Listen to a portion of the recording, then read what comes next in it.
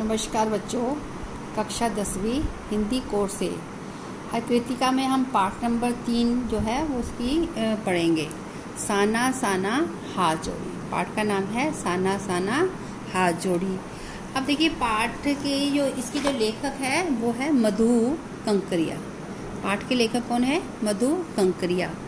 आज मधु कंकरिया ने जो है इनका जन्म सन 1957 में कलकत्ता में हुआ था। इन्होंने कलकत्ता विश्वविद्यालय में अर्थशास्त्र में एमए किया। इन्होंने कंप्यूटर एप्लीकेशन में डिप्लोमा भी किया। इनकी रचनाओं में विचार और संवेदना की नवीनता नज़र आती है। इनकी रचनाओं के विषय में समाज में फैली अनेक ज्वलंत समस्याएं हैं। महानगर की घुटन और सुरक्षा, बीच युवाओं में बढ़ती नशे की आदत, अपसंस्कृति, लाल बत्ती आदि। ठीक है ना। अब बच्चे हम जो पाठ पढ़ने जा रहे हैं इनका है वो है पाठ हमारा साना साना हाथ जोड़ी में लेखिका द्वारा रचित इस जो यात्रा वृतांत में गंगटोक शहर के अनुपम सौंदर्य को इतने चित्रात्मक रूप से प्रस्तुत किया गया है कि पाठक को के मन में भी सैर करने का मन कर जाता है। शहर के अद्भुत और प्राकृतिक सौंदर्य के चित्रण के साथ लेखिका ने पहाड़ी लोगों के परिश्रम, कठोर जीवन, पत्थर तोड़ती महिलाओं का वास्तविक वर्णन किया है जो मन को छू जाता है। बर्फ से ढके पहाड़, झरने और तितसा नदी लेखिका के मन को आध्यात्मिकता से जोड़ देते हैं। कुल मिलाकर लेखिका को यह यात्रा एक खो यात्रा बन जाती है और पूरा सफ़र चेतना, अंतरात्मा में हलचल में उत्पन्न कर देता है। अब देखिए पाठ की जो मुख्य बिंदु क्या है। आप पाठ के साथ देखिए, पहला पॉइंट है गंगटोक शहर का अद्भुत सौंदर्य। ठीक है ना। सिक्किम की राजधानी जो है गंगटोक, वहाँ की सुंदरता के बारे में वर्णन करी है। लेखिका रात्रि में जगमगाते गंगटोक शहर को देखकर आश्चर्यचकित रह जाती है। उसे लगता है जैसे आसमान उल्टा पड़ा है और सारे तारे बिखरकर नीचे टिमटिमा रहे हैं। दूर ढलान लेती तराई पर सितारों के गुच्छे रोशनियां की एक जो है झालर बना रहे हैं। वास्तव में इतिहास और वर्तमान के संधि स्थल पर खड़ा मेहनतकश बादशाहों का शहर गंगटोक की सुबह, शाम और रात भी अति सुंदर है। लेखिका उस रहस्यमय सितारों भरी रात से सम्मोहित है। धीरे धीरे शून्य से प्रकाश फूटने लगा तो जो है एक नेपाली युक्ति से सीखी प्रार्थना के बोल, एक नेपाली युक्ति थी, उसे प्रार्थना के सीखे बोल लेखिका की होठों को छूने लगे। वो है साना साना हाथ जोड़ी, जो हमारे पाठ का नाम है। एक प्रार्थना है, गर्धु प्रार्थना जिसे कहते हैं। हमरो जीवन तिमरो कौशली। छोटे छोटे हाथ जोड़कर प्रार्थना कर रही हूँ कि मेरा जो सारा जीवन है अच्छाइयों को समर्पित हो। मेरा जितना जीवन है सारा कहाँ अच्छाइयों को ही समर्पित हो। सुबह आंख खुलते ही लेखिका बालकोनी की तरफ भागी, क्योंकि लोगों के अनुसार वहाँ से कंचनजंगा चोटी दिखाई पड़ती है। वह वहाँ से हिमालय की तीसरी सबसे बड़ी चोटी कंचनजंगा को देखना चाहती थी, किंतु मौसम अच्छा होने के बावजूद बादलों के कारण लेखिका कंचनजंगा चोटी को नहीं देख सकी। ठीक है ना। अगला बिंदु है जुमथांग का प्राकृतिक सौंदर्य। वहाँ का जनजीवन और धार्मिक आस्थाएं क्या है। गंगटोक को हिंदी में बोलते हैं। गंगटोक से 149 किलोमीटर दूरी पर जुमथांग था, एक जगह है जो उसका नाम है जुमथांग था। जितेन नार्गे है वो ड्राइवर भी है और उसका गाइड भी है, ने बताया कि रास्ते भर हिमालय की गहनतम चोटियाँ और फूलों से लदी वादियाँ मिलेंगी। लेखिका गदगदाए पाइन और ठीक ना धूपी के सुंदर नुकीले पेड़ों को जायजा लेती हुई पहाड़ी रास्ते पर आगे बढ़ी। वहाँ लेखिका ने बौद्ध पताकाएं देखी। ठीक है ना, जो बौद्ध धर्म में जो झंडियाँ लगाते हैं, पताकाएं लगाते हैं, वो देखी।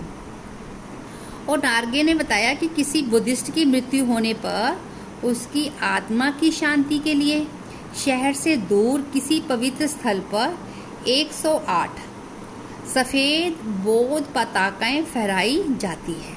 108 बौद्ध पताकाएं फहराई जाती है जब किसी की मृत्यु हो जाती है और उस पर मंत्र लिखे होते हैं। तथा किसी नए कार्य का आरंभ करने पर, यदि कोई नया काम का शुरुआत करनी है तो उस पर रंगीन पताकाएं लगाई जाती हैं। यात्रा के दौरान लेखिका ने क्या है लॉन्ग स्टॉक स्थान देखा। एक जगह है लॉन्ग स्टॉक, वो स्थान उसने देखा जहाँ गाइड फिल्म की शूटिंग हुई थी। इसी स्थल पर तिब्बत की दोनों स्थानीय जातियों के बीच चले सुदीर्घ पहाड़ों के बाद शांति वार्ता हुई थी। ठीक है, शांति वार्ता हुई थी। अगर उन्हीं रास्तों पर नार्गे ने लेखिका को प्रेयर व्हील दिखाया जिसे घुमाने से सारे पाप धुल जाते हैं। उसे देखकर लेखिका को लगा कि पहाड़ हो जा मैदान, इस देश की जो आत्मा है एक जैसी ही है। आगे देखिए बच्चे, क्या है हिमालय के दर्शन। हिमालय जो है वीरान, संकरे और जलेबी की तरह घुमावदार रास्तों पर यात्रा करते लेखिका के समक्ष जो है हिमालय बड़ा होते होते विशाल काय होने लगा। वादियाँ चौड़ी होने लगी, घटाएं गहराती हुई पताल नापने लगी। इस असीम बिखरी सुंदरता को देख सैलानी फिल्मी गीत जो है गुनगुनाने लगते हैं। लेखिका किसी ऋषि की तरह मौन होकर सारे परिदृश्य को अपने भीतर भर लेना चाहती थी। वह जीप से उतरकर, ठीक है, जीप से बाहर से निकालकर ऊंचे पर्वतों को, झरझर गिरते जलप्रपात क्या झरना को देखते और चिकनी गुलाबी पत्थरों के बीच इठलाती तित्सा नदी, वहाँ कौन सी नदी बहती है, तित्सा नदी को देखती है। मेरे नगपति मेरे विशाल कहकर लेखिका ने हिमालय को सलामी देनी चाहिए। तभी जीप रुकी। लेखिका के सामने था सेवन सिस्टर जो है वाटरफॉल्स के सामने था। सैलानियों ने क्या है तस्वीरें खींचने शुरू कर दी। लेखिका जो आदिम युग की किसी अभिशप्त राजकुमारी की तरह नीचे बिखरे पत्थरों पर बैठ झरने के संगीत के साथ आत्मा का संगीत सुनने लगी। पांव पानी में डुबोते ही उसका मन जो है काव्यमय हो उठा। उसे लगा वह देश काल की सरहदों से दूर बहती धारा बनकर अब बहने लगी है। अनमने मन से उठकर लेखिका को वही नज़ारे फिर दिखाई दिए। फिर सभी दृश्यों पर बादलों की परत आ गई। ठीक है ना, बादलों की वहाँ पे परत आ जाती है। तो क्या होता है कि उसके परत को आ जाती है तो उसमें धारा बनकर जो है अपन मन से, ठीक है ना, चित्र लिखी सी लेखिका माया और छाया के इस अनूठे खेल को भर भर आंखें देखती रह गई। लेखिका को इस यात्रा के दौरान देखे जाने वाले प्राकृतिक दृश्य मोहित कर रहे थे।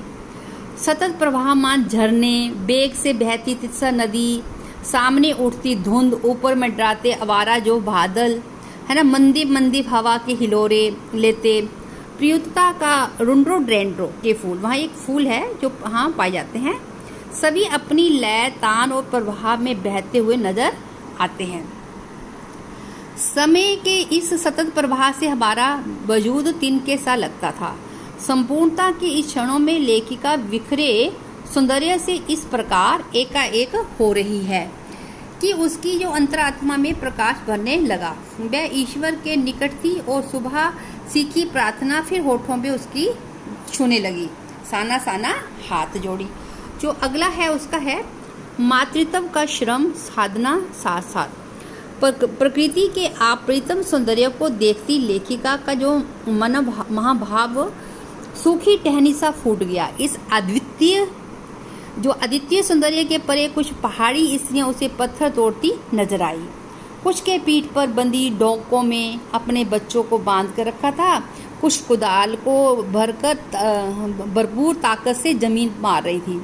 ठीक है ना, लेखिका को वह स्वर्गीय सौंदर्य नदी, फूलों, वादियों के बीच भूख और मौत और दैन्य को जिंदा की जंग लगा। वहीं खड़े VRO के कर्मचारियों ने लेखिका को पूछने पर बताया कि ये पहाड़ी ने जो रास्तों को चौड़ा कर रही हैं। फिर उसने ये पहाड़ों पर रास्ता बनाने संबंधी दुस्साध्य कार्य के बारे में बताया। लेखिका को ठीक है ना, पलामू और गुमला के जंगलों के पीठ पर बच्चों को बांधकर, ठीक है ना, बच्चों को बांधकर पत्तों की तलाश में वन वन झेल डोलती आदिवासी स्त्रियां याद आई। उसे आदिवासी औरतों के जो है फूले पांव और इन पत्थरों तोड़ती पहाड़ियों के हाथों में पड़े जो ठाडे ये कहानी कहते दिखाई दिए हैं कि आम जिंदगियों की कहानी हर जगह एक सी है, ठीक ना।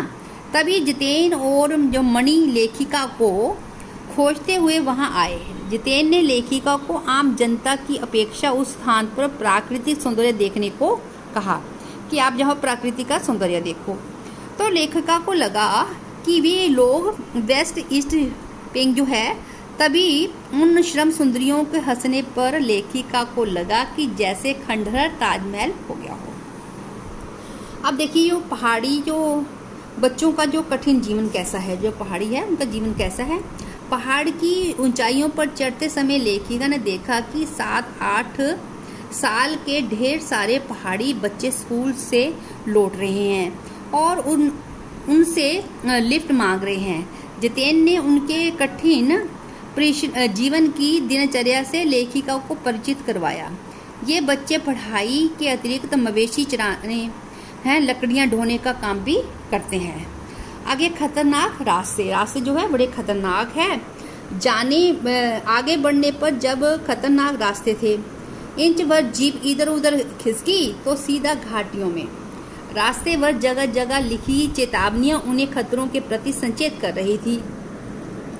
और वहाँ देखिए आगे क्या है, चाय बगानों में युवतियों का सौंदर्य। वहाँ चाय के बगीचे होते हैं, उसमें चाय तोड़ते हैं, चाय तोड़ रही हैं तो क्या है, पत्तियां तोड़ रही है। तो चाय बगानों में क्या है, युवतियां के सौंदर्य से प्रभावित हो गई। वो चाय बगानों से काम करती स्त्रियां बोकू पहने थी। नदी के उफान सा उनका यौवन और श्रम से दमदमाती उनका गुलाबी चेहरा लेखिका को अच्छा लग रहा था। डूबते सूरज की स्वर्णिम आभा और संघन हरियाली के बीच चटक लाल रंग का बोकू पहने एक युवती के सौंदर्य से लेखिका इतनी प्रभावित होगी कि चीख पड़ी, ठीक है ना। आगे है लायोंग में पड़ाव। फिर एक जगह है अगला लायोंग में, वहाँ उनका पड़ाव हुआ। अब देखिए युमथांग पहुँचने के लिए लेखिका ने क्या है, लायोंग में पड़ाव लेना पड़ा। यह नन्ही सी शांत बस्ती है। लेखिका वहाँ तिस्ता नदी के किनारे बने लकड़ी के छोटे से घर में ठहरी। तिस्सा नदी के प्राकृतिक सौंदर्य का भरपूर आनंद लेते हुए लेखिका की आंखें भर आई, क्योंकि ज्ञान का नन्हा सा बोधिसत्व जैसे उसके भीतर उगने लगा कि वहीं जो है सुख शांति और सुकून है। यहाँ पेड़ पौधे पशु और आदमी सब अपनी अपनी लय ताल और गति में है। हमारी पीढ़ी ने इस लय ताल और गति के साथ खिलवाड़ किया है। तिस्सा नदी का जल अंजलि में भरा तो स्मृति में कौंदा कि जल को हाथ में लेकर संकल्प किया, किंतु वह संकल्प की स्थिति में नहीं थी। एक कमजोर व्यक्ति की तरह उसके भीतर यह प्रार्थना उठी। भीतर का सारा हलचल जो है, सारी जो तामसिकताएं जो है उसके मन में थी, वो है जाग गई। रात गहराते हुए हिमालय ने काला कंबल ओढ़ लिया हो। रात होगी वैसे कंबल ओढ़ लिया हो। जितेन ने अपने सगे संबंधियों के साथ नाचने गाने का कार्यक्रम किया। लेखिका की सहेली मणि ने भी जोरदार नृत्य किया। आज लाइतोंग में सुबह लेखिका बर्फ देखने की इच्छा से टहलने निकल गई, किंतु एक सिक्किमी युवक ने बताया कि प्रदूषण के चलते जहां स्नोफॉल लगातार कम होता जा रहा है, यदि अब यह कटाव जाए है ना, बर्फ मिलेगी। कटाओ अभी टूरिस्ट जो है स्पॉट नहीं बनने के कारण सुर्खियों में नहीं आया है। अतः जो यहाँ जो प्राकृतिक स्वरूप है बहुत सुंदर है। ये लायोंग से 500 फीट की ऊंचाई पर है, 500 फीट की ऊंचाई पर है ये। अगला पॉइंट है कटाओ की यात्रा। क्या है, कटाओ की यात्रा। आगे ये कटाओ का रास्ता जो खतरनाक था, धुंध और बारिश से भरा हुआ था। धुंध और क्या है, बारिश से भरा हुआ था। पेड़, आकाश, घाटियां सभी पर बादल की परत थी। करीब आधे रास्ते बाद धुंध छटी। ठीक है ना। नार्गे ने उत्साहित होकर बताया कि कटाओ हिंदुस्तान का स्विट्जरलैंड है। क्या है? हिंदुस्तान का स्विट्जरलैंड है। मनी स्विट्जरलैंड घूम आई थी। उसने प्रतिवाद किया, नहीं, स्विट्जरलैंड भी इतनी ऊंचाई पर नहीं है और ना ही इतना सुंदर। ठीक है ना। कटाओ के करीब जो है आकर उसने बर्फ पर ढके पहाड़ देखे, साबुन के झाग की तरह सब और गिरी हुई बर्फ देखी। सभी सैलानी जीप से उतरकर बर्फ पर कूदने लगे। ऊपर आसमान और बर्फ के ढके पहाड़ एक हो रहे थे। लेखिका के पांव सन सन करने लगे। मन वृंदावन हो उठा। ख्वाहिश हुई कि बर्फ पर लेटकर उस बर्फीली जन्नत को मन में भरकर देखूं, किंतु उसके पास बर्फ पर पहनने वाले जूते, लंबे जूते नहीं थे। चाहा कि किराए पर ले लिया जाए, किंतु यह टूरिस्ट स्पॉट नहीं था। यहाँ एक भी दुकान नहीं थी। लेखिका को हिम शिखर आध्यात्मिक प्रतीत हो चुका। उसे लगा कि ऐसा ही क्या है, विभोर कर देने वाली दिव्यता के बीच में हमारे ऋषि मुनियों ने वेदों की रचना की होगी। सर्वे भवन्तु सुखिनः का महामंत्र पाया होगा। अंतिम संपूर्णता का प्रतीक वह सौंदर्य ऐसा कि बड़े से बड़ा अपराधी भी इसे देखकर क्षण भर के लिए ही सही करुणा का अवतार बुद्ध बन जाएगा।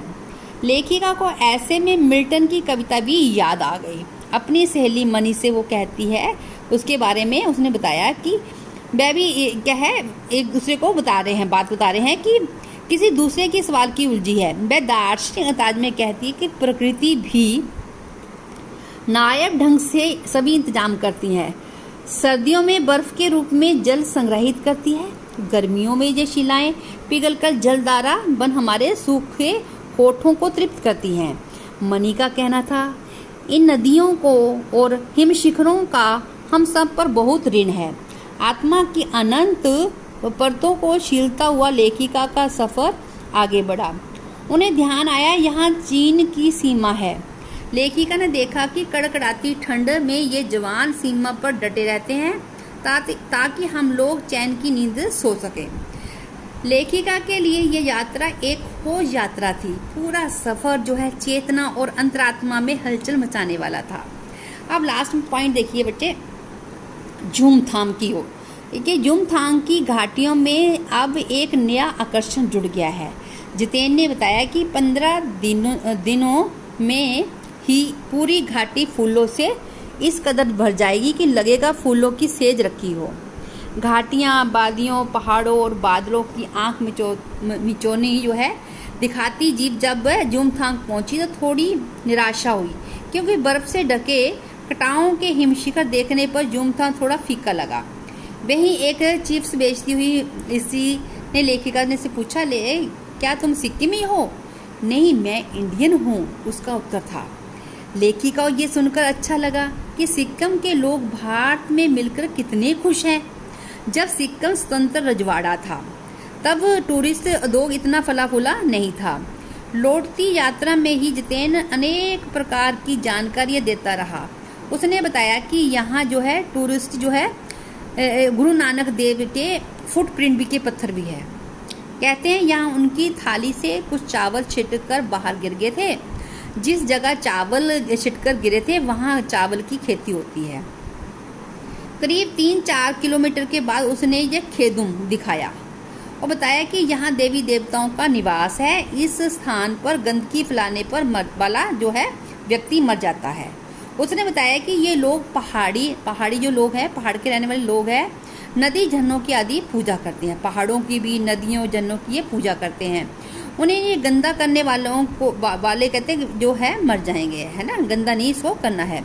लेकिन ने कहा तभी गंटोक इतना सुंदर है। जितेन ने सुधारा, इसका असली नाम गंतोक है। असली नाम जो है गंतोक है। गंतोक का अर्थ है पहाड़। गंतोक का अर्थ क्या है? पहाड़। उसने फिर बताया कि झूमथांग भी पहले टूरिस्ट स्पॉट नहीं था।